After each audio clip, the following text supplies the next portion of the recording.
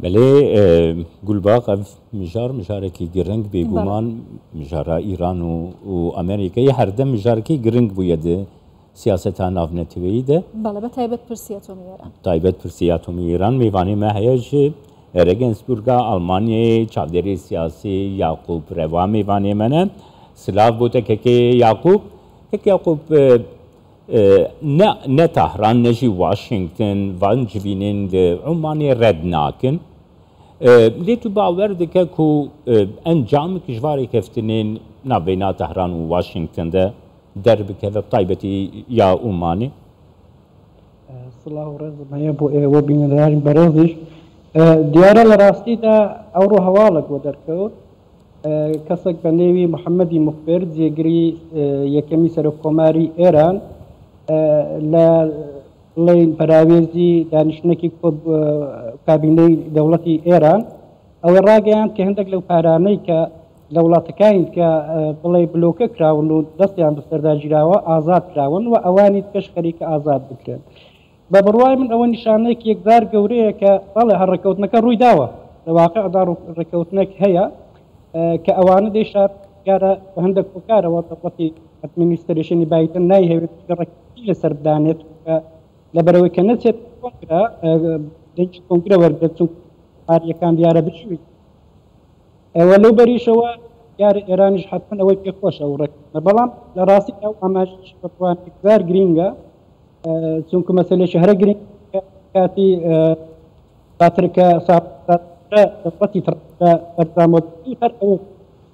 كأراني إيران أريكاني لا ولا تاي بلوك استابش شيزوري أزاد داون بتي دیگری سرکومار دیگری کم سرکوماری ایران. بله برز روابطان وای بچی لیستاد میل ایران و امریکا با آجوکردنی رکوتنی لو جورا تا امراده زورا آیا کاتکی کمیان لبردستما و تا کتای هاتنی دوری جو بایدن و دموکراتکان آنوی چی لم بابتک بگوارن کبمشی آوازه برو رکوتن و کوبنوی نهانی لم لاول ولادتشن. بله راستی دولانه بو دولتی بایدن لا ديار دو سالي كمي سوار سالي رد كردو كدنت دو سالي دو همي سرکو مارکی خوی و بویان زور گرینگه که یاره تا استاج بایدن بلی وکو سرکو مارکی زور او زور سرکوتون نبوه یان هی بنو لسیاستی دروی خویان او اجاوانا یا بلی او تکلتنا کم کانو بتایبتی لگو ایران بنو دو سالي دو هم بآرامی تفرد خيرات توش خيرات آواز ديار شغله خالقان كبي أو هوالا سرت أو هوالانا كباسكراوا أو يك دولتي إيران زي كان أمريكا هر الأمريكا صالح دوهم كو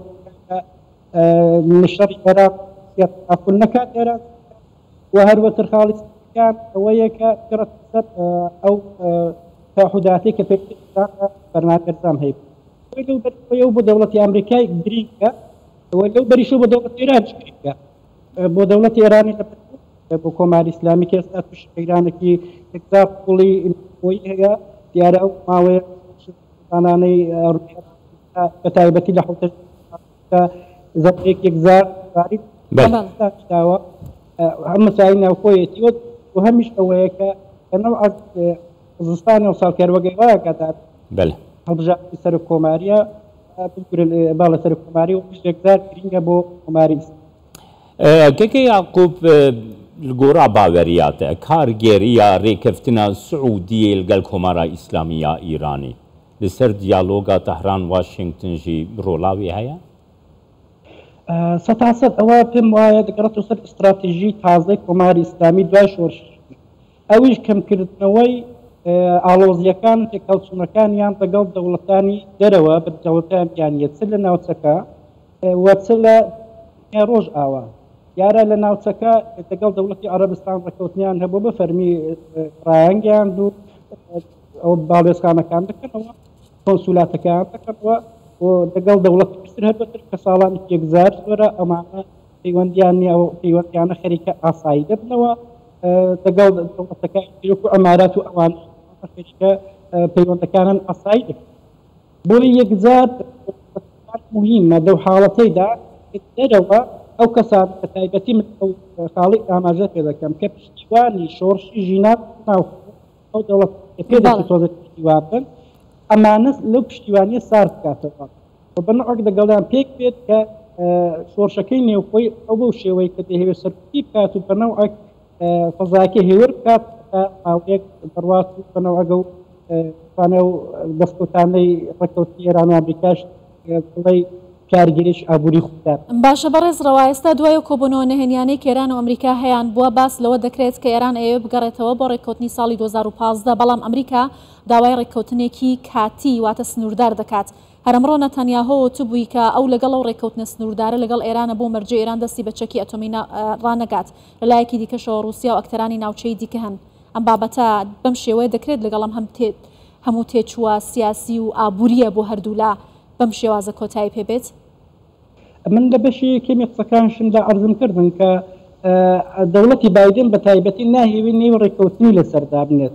بەڵام بەڵێ ئەوە تەنانەت خۆی بڵێ وتەبێژی وەزارەتی دەرەوەی ئێران ناسر کەنعانی ئەوەی ئاماژە پێداوە کە ئەوان هەوێ بگەڕنەوە سەر ڕێککەوتنەکەی 2015 بەڵام هەم لەنەوە خۆی ئەمریکا هەندێک باڵبەندی هەنە بە تایبەتی کۆماریەکان وە تەنانەت لەنەوە خۆی بڵێ زنگوری خوازەکە کاتەکانیشدا کە ئەم ڕێککەوتنن بەڵام ئەمانە عەرزم کردن کە پتردیان هەوێت لە حاڵەتی ئەدمینیستریشن دەوڵەتی بایدندا بکەنێت و وردە پێما پێ بێت بە هەنگاوەکان ئەو ڕێککەوتنەی ساڵی 2000. بەڕێز یاقوب ڕەوا چاودێری سیاسی لە شاری ڕێکسنبۆرگ لە ئەڵمانیاوە لەگەڵ مامووی زۆر سپاس.